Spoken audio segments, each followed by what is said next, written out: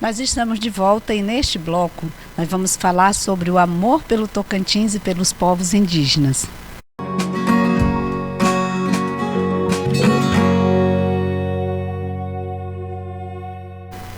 Bom, eu recebo a doutora em educação, doutora Lídia Soraya Barroso. Seja muito bem-vinda. Obrigada.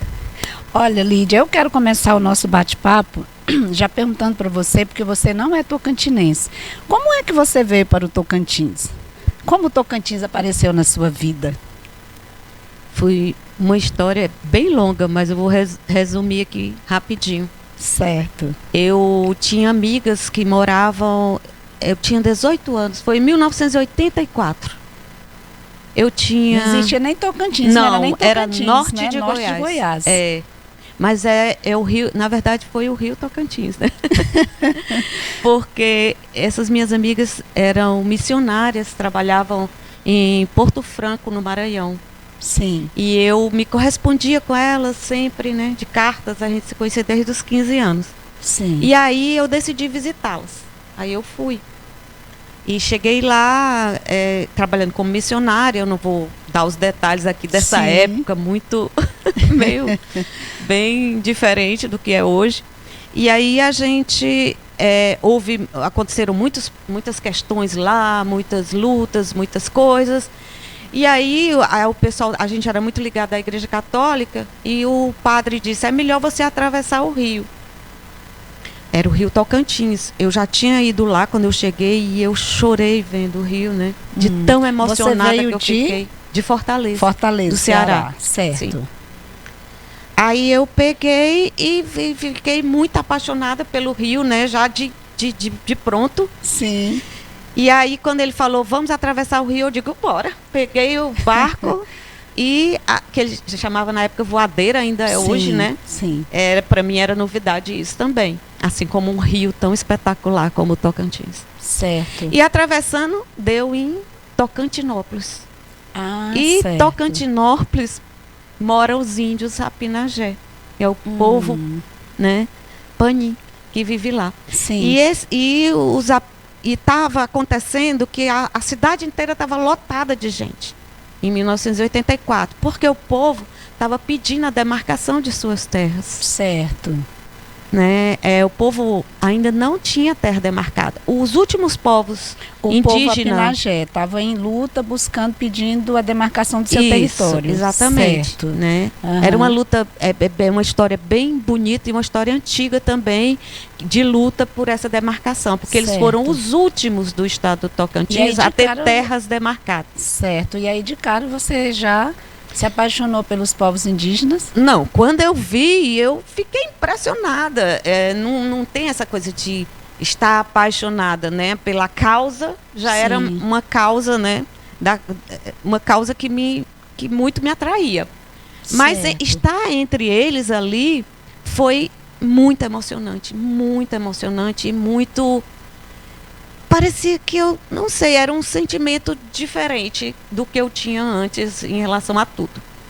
E aí eu comecei a participar de tudo, tinha muitos chavantes, tinha mais de 300 indígenas lá de várias etnias, tinha os Carajá, tinha Xerente, tinha vários indígenas do estado que foram até lá. Os Craô, que são parentes e irmãos, né, dos Apinagé, estavam todos lá, né? Certo. E aí uma festa enorme, e eles estavam muito felizes lá.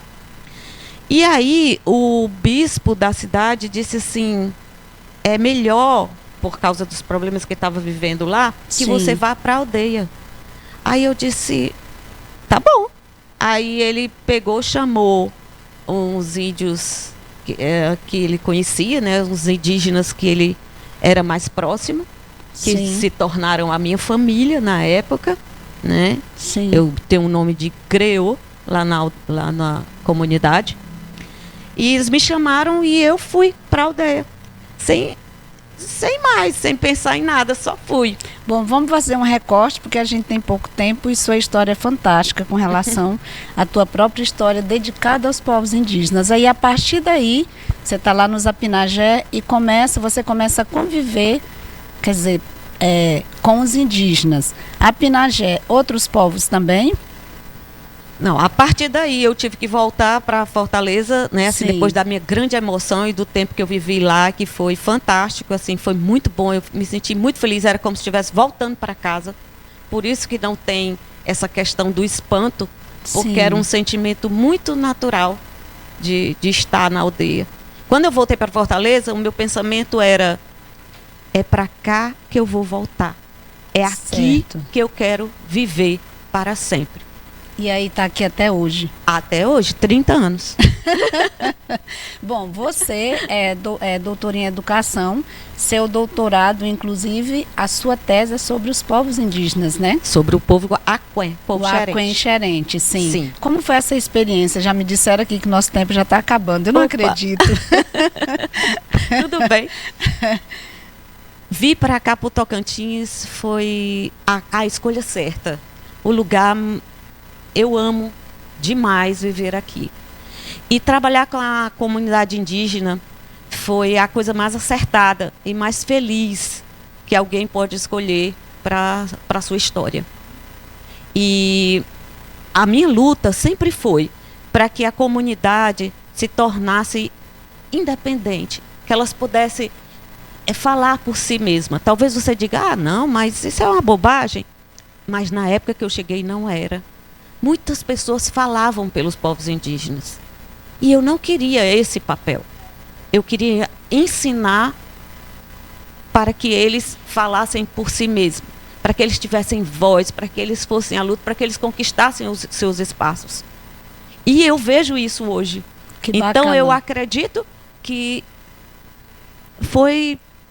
deu certo, tipo Você assim. contribuiu e contribui, Deu não é? certo. Inclusive, a gente, para encerrar o nosso bate-papo, nós estamos na semana, né, de 19 de abril e os indígenas estavam, né, ainda estão em Brasília, no ATL, né, nessa luta, né, quer dizer, mostrando a sua voz. Lídia, você é uma sumidade, você é uma autoridade nesse assunto. E para a gente aqui do Mosaicos é muito bom receber você aqui, para você falar um pouco da sua história, desse amor pelos povos indígenas, esse amor pelo Tocantins. Obrigada.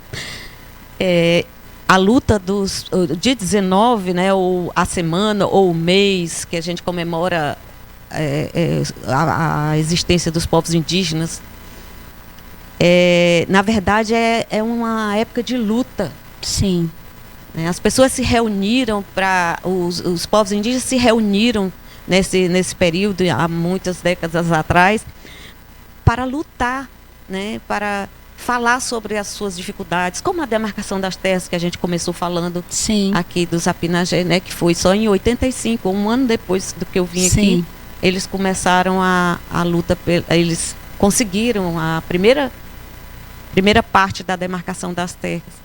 Então, assim, essa é uma das lutas dos povos indígenas, assim como a educação, assim como a saúde de qualidade, assim como todos nós lutamos. A comunidade indígena, ela não está parada no tempo, não. Ela não está só no nosso passado, ela está no nosso presente, no nosso futuro. É para sempre. Isso é importante, minha amiga. Muito obrigada pela sua participação aqui. Nós vamos estar sempre à disposição, viu? Muito obrigada. Muito obrigada também. Nós vamos para o intervalo e daqui a pouco a gente vai falar sobre 2 documentários bem bacanas. A gente volta já.